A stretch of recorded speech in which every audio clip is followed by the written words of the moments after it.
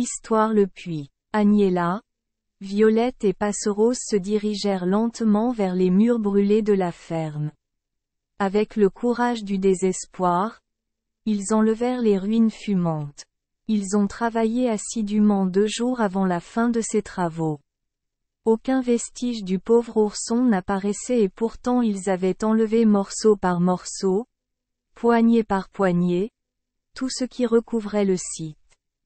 En enlevant les dernières planches à moitié brûlées, Violette aperçut une ouverture qu'elle agrandit rapidement.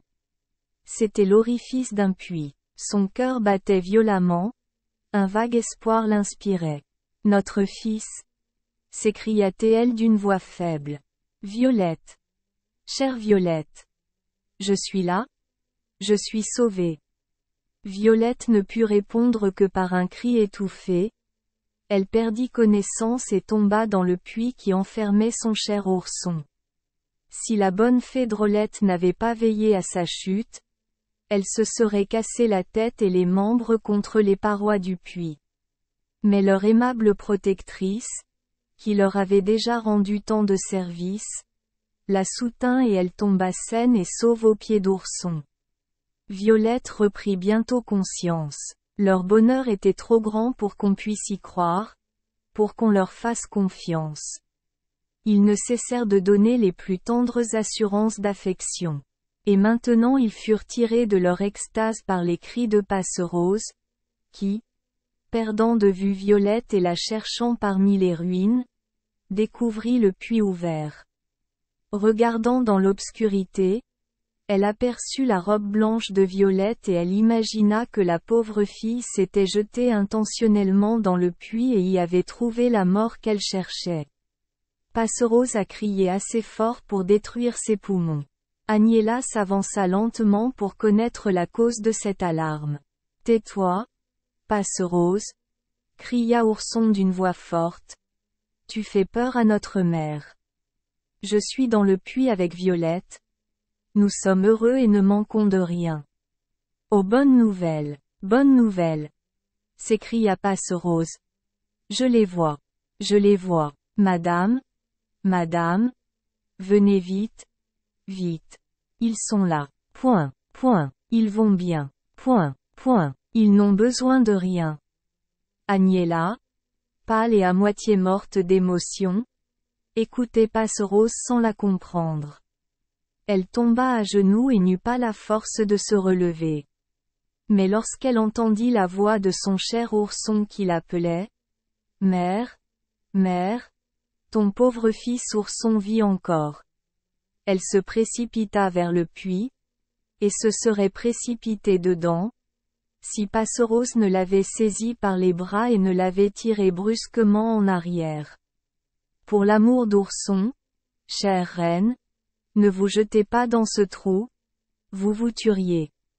Je vous rendrai ourson et Violette sains et saufs. » Agnella, tremblante de bonheur, comprit la sagesse des conseils donnés par Passerose. Elle resta clouée sur place mais frissonnante d'agitation pendant que Passerose courait chercher une échelle. Passerose fut absente longtemps, ce qui était excusable car elle était quelque peu confuse. Elle saisit d'abord une corde, puis une fourche, puis une chaise.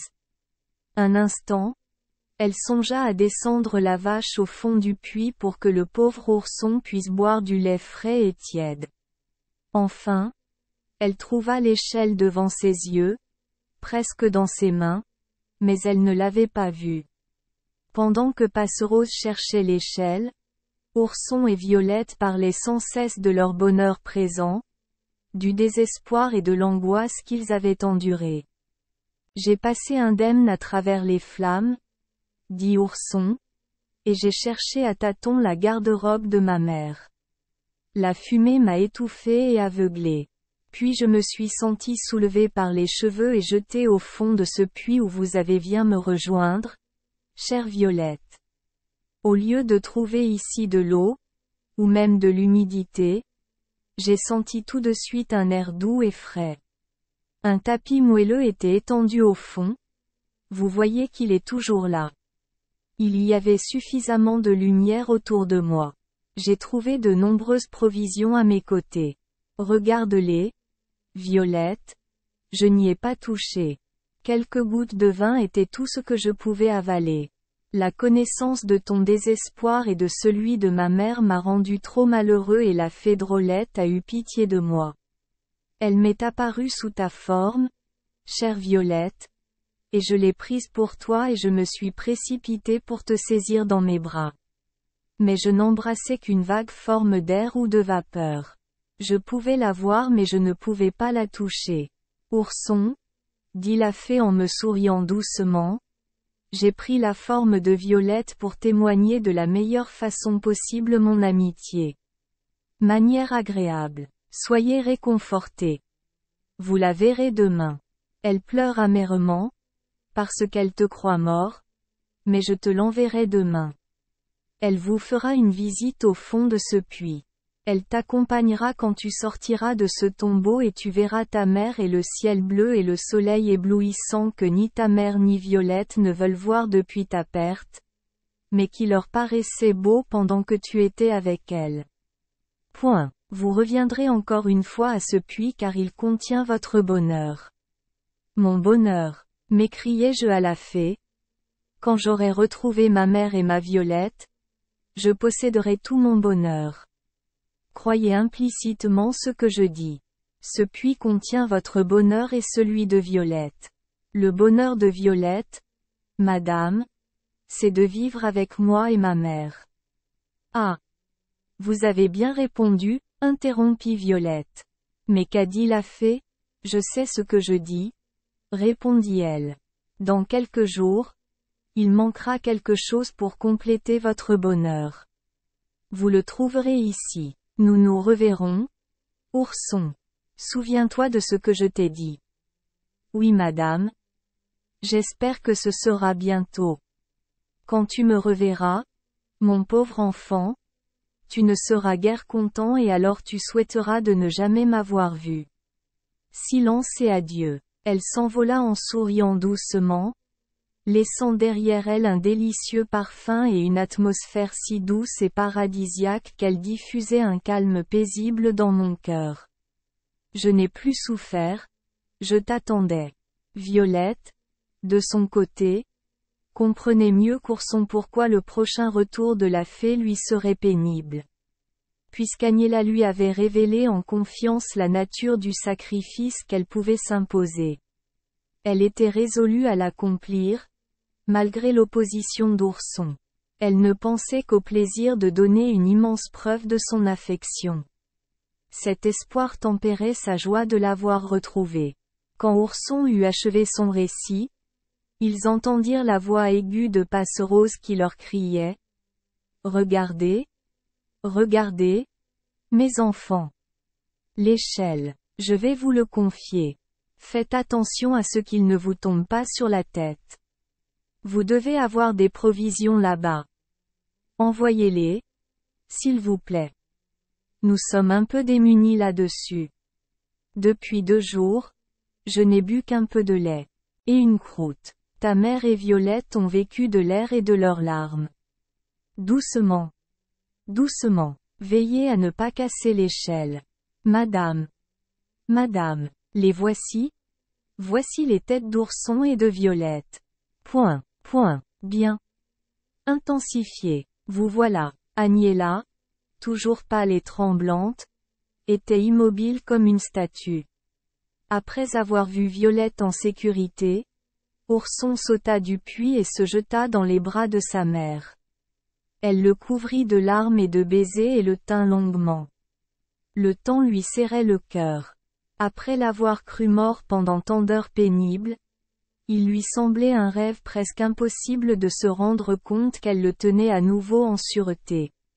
Finalement Passerose termina cette scène fondante en saisissant Ourson et en lui disant « Maintenant, c'est mon tour. Je suis oubliée, en effet, parce que je ne me baigne pas dans les larmes, parce que je garde la tête froide et préserve mes forces. N'est-ce pas Passerose, après tout, qui vous a sorti de ce trou terrible ? Dis la vérité. Oui. Oui. Mon bon Passerose. Tu peux croire que je t'aime et en effet je te remercie de m'avoir tiré de là où pourtant j'allais très bien après que ma douce Violette soit descendue vers moi. Mais maintenant j'y pense. Dis Passerose. Dis-moi, Violette. Comment es-tu arrivée au fond de ce puits sans te tuer? Je n'y suis pas descendue exprès. Je suis tombée et Ourson m'a reçue dans ses bras. Tout cela n'est pas bien clair? Dit Passerose. La fée Drôlette y est pour quelque chose. Oui. La bonne et aimable fée, dit Ourson. Elle contrecarre toujours les cruautés de sa méchante sœur. Tout en parlant ainsi gaiement, leurs estomacs indiquaient qu'ils souffraient pour le dîner. Ourson avait laissé dans le puits les provisions fournies par la fée. Le reste de l'heureuse famille s'embrassait toujours et pleurant sur les souvenirs passés, mais Passerose, sans dire un mot, descendit dans le puits et remonta avec les provisions qu'elle déposa sur une botte de paille.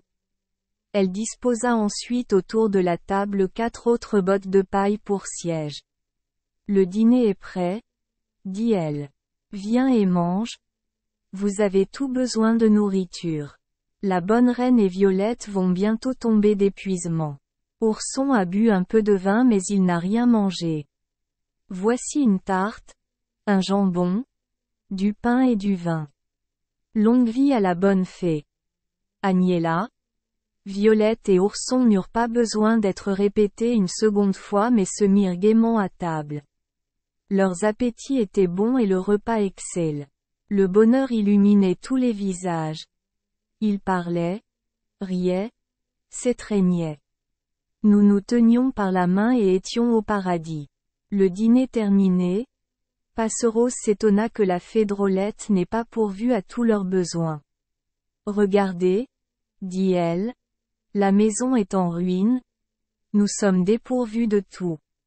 L'étable est notre seul abri, la paille notre seul lit et les provisions que j'ai rapportées du puits notre seule nourriture. Autrefois, tout était fourni avant qu'on ait eu le temps de le demander. Agnella regarda brusquement sa main.